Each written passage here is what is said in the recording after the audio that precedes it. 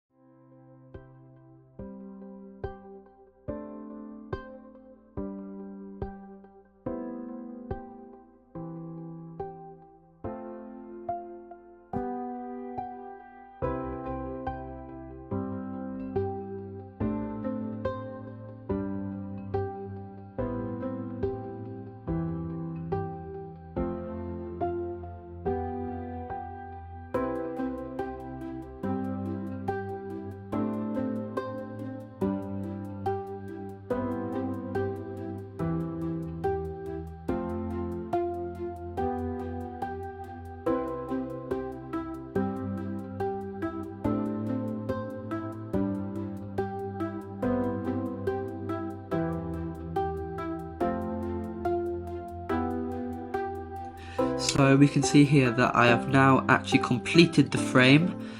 It took me a bit of understanding to work out what I was actually doing with it, because the arms were a bit confusing and I don't know.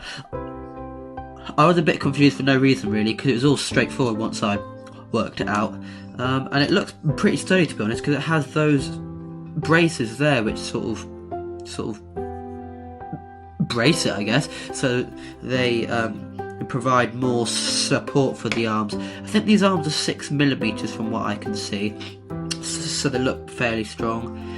We've got our camera mount in the front there, and I quite like the design of it. It looks quite cool and sleek. I'm gonna have to get some 3D printed parts on it to make it look a little bit more complete, but that's what it looks like. Yeah, pretty tough with that.